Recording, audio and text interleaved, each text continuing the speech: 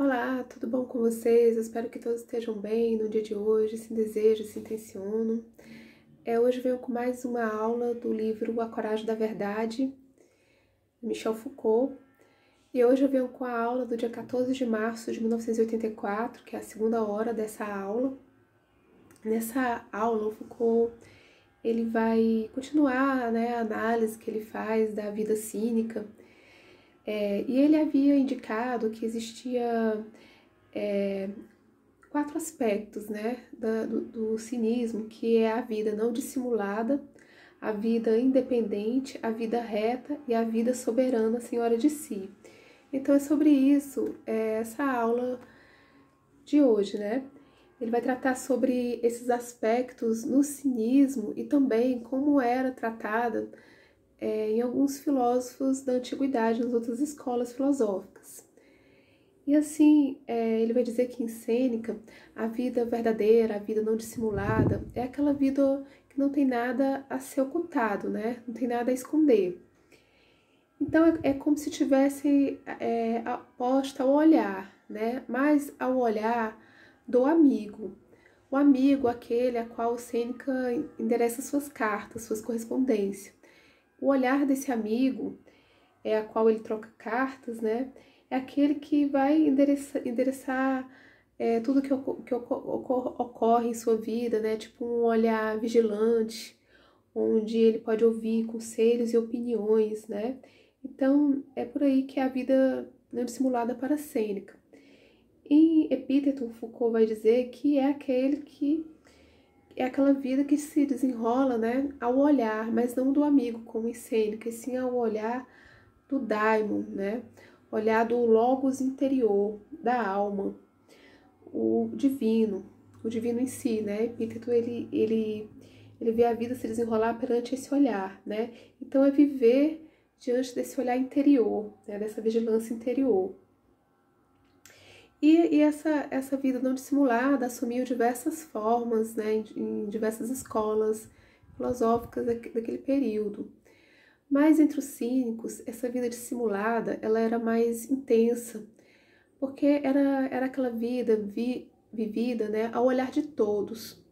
Por exemplo, Diógenes, ele escolheu Corinto para morar, Então ele morava, não tinha intimidade, não tinha uma casa, ele vivia ao olhar de todos.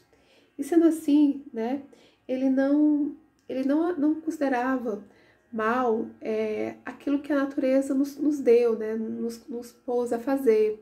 Então, todas as suas necessidades, ele fazia ao olhar de todos, ele ficava nu, ele se masturbava em público, ele não ligava para as convenções sociais, No cinismo era assim que se dava a vida não dissimulada. E ele encarava que tudo que é natural do ser humano deveria ser praticado sem convenções, sem dissimulações, sem princípios convencionais. Então, por exemplo, Crates, ele aceitou se casar com uma moça que decidiu viver da forma cínica. E dessa maneira, eles transavam em público, Pois, para o cinismo, aquilo que está escrito na nossa natureza não pode ser um mal. Em segundo lugar, existe a vida sem mistura, A vida sem mistura é aquela vida independente, que não pode, por exemplo, deixar elementos externos afetar, Mas para o platonismo, por exemplo, essa vida sem mistura é a vida sem perturbação da alma, sem estar ligado ao que é material, ao que é corporal, aquilo que pode trazer agitação à alma, perturbação, Então, para o platonismo é a libertação do que é material, Já para os estoicos, a vida sem mistura está ligado à autossuficiência, à autarquia, Ou seja, ficar completamente independente de elementos externos, de acontecimentos externos que possam perturbar, É uma atitude de desprendimento aos acontecimentos sobre os quais não se tem poder, É uma atitude indiferente, E na linha dos cínicos, a vida sem mistura né? Ela é também parecida com essas outras linhas da filosofia, entretanto, eles vão mudar o valor da moeda. Ou seja, a vida sem mistura para os cínicos é uma vida radicalmente outra, né? É uma dramatização da vida material, é uma vida de pobreza, né? Uma vida radicalmente de pobreza física e corporal, né? Não tem nenhuma dependência em relação a bens materiais, né? Isso era uma prática que não só ocorreu no cinismo, mas como em outras filosofias, né, ao redor do mundo. Essa questão da pobreza, né, não foi uma questão assim muito fácil na cultura grega antiga, nem também na cultura cristã, né, porque para a cultura grega antiga havia uma valorização, assim como para a cênica também, né, uma valorização daqueles que eram poderosos, daqueles que tinham educação, né, que em detrimento à multidão. Então havia o problema da pobreza como componente da vida verdadeira, né, não era simples no pensamento antigo, né, nem no pensamento cristianismo medieval, Foucault vai dizer, né.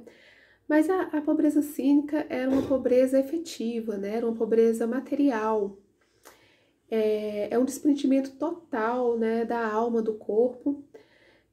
Não é assim, por exemplo, uma pobreza da mediocridade. Por exemplo, eles vão fazer uma crítica ao Sócrates, né, que tinha uma casa, que tinha esposa, que tinha filhos, né, que se contentava com uma existência medíocre, né. A pobreza cínica não era assim, ela era visível, era uma forma de resistência, né, uma coragem, uma operação e uma elaboração de si em relação à dependência de tudo que era material, né? É uma vida de uma conduta efetiva de pobreza. Então, assim, nada que é supérfluo é aceito, né, na vida cínica. Então, por exemplo, existe uma anedota que o Foucault vai falar aqui, né, onde Diógenes tem uma tigelinha, né, uma cuia, e ele a usa para beber água. Mas quando ele percebe que uma criança está usando, um garotinho, né, bebendo água com as mãos, ele percebe que se apegou a algo supérfluo, ele não precisava daquela cuia, né, daquele elemento supérfluo. Então ele se desfez da cuia para ter uma vida totalmente despojada, certo? Totalmente rude, de total miséria, né? Então, isso estava na prática dos cínicos. Então, não era fácil, né, essa vida rude dos cínicos para a cultura greco-romana, antiga, né? Porque era uma sociedade apegada à plástica do corpo, à beleza do corpo, apegada ao gesto, né, à atitude, à estética da existência, estética corporal. E essa vida rude dos cínicos não era bem vista de forma alguma, né? Principalmente porque ser pobre da forma como Diógenes vivia trazia algo que os gregos não gostavam nem um pouco, que era a escravidão, né? Então Diógenes ele foi vendido como escravo, né? E aí tinha essa má reputação, não era considerado um valor, né? Era algo era insuportável para o olhar greco-romano. Então, os cínicos, eles assim, eles sofriam humilhações, né? Eles passavam por situações de desonra. Só que para o cínico, a desonra é considerado algo de valor, né? Eles dão um valor à desonra, né? O Foucault ele vai mencionar um artigo, né, de um livro que vai tratar exatamente da influência, né, que a Índia ela pôde trazer, né, para algumas práticas, né? Porque grupos religiosos hindus tinham essas mesmas práticas, né? Havia essa prática da extrema pobreza e da valorização da desonra. E esse valor da desonra era visto como algo positivo. Então, os cínicos buscavam, né? Eles tinham uma busca ativa pela desonra, pela humilhação. E assim conta, né, que a intenção dessa desonra é inverter, né, inverter a humilhação. Então, conta, né, que Diógenes, ele aparece no banquete e jogam-lhe um osso, né, já que ele é um cão. Então, nesse momento, ele vai embora, né, e depois ele volta e mija nos convidados, né, então ele inverte a desonra e ele retoma o controle, né. No cristianismo também existia essa questão da desonra, da humilhação, né, como um valor positivo, mas a ideia era a renúncia de si, né, o objetivo era a renúncia de si. Já no cinismo é o contrário, né, essas práticas eram práticas que levavam exatamente o controle de si, a soberania sobre si, né, passava por testes de humilhações, com provações para ter controle de si, para ter exatamente se afirmar em sua soberania. A vida reta para os filósofos antigos, né, era uma vida conforme a natureza, né, conforme o logos. Era uma vida, mas também era uma vida conforme as leis, né, conforme as regras e os costumes sociais. Já a vida cínica, a vida reta para os cínicos, é uma vida totalmente considerada ligada à natureza, né? É totalmente conforme à natureza. É aceita somente a partir daquilo que se age de forma animalesca, né? A animalidade tem um valor positivo como modelo de comportamento. E aí, né, ele se recusa a qualquer tipo de convenções sociais, como casamento, família, né, trabalho, né? Não, é uma vida totalmente livre, como os animais vivem, né? Uma vida selvagem e uma vida de cão, né? Por exemplo, tem um momento, né, que Diógenes, ele come carne crua, né? Assim como os cães também comiam. Era uma vida totalmente, essa vida animal tinha um valor positivo.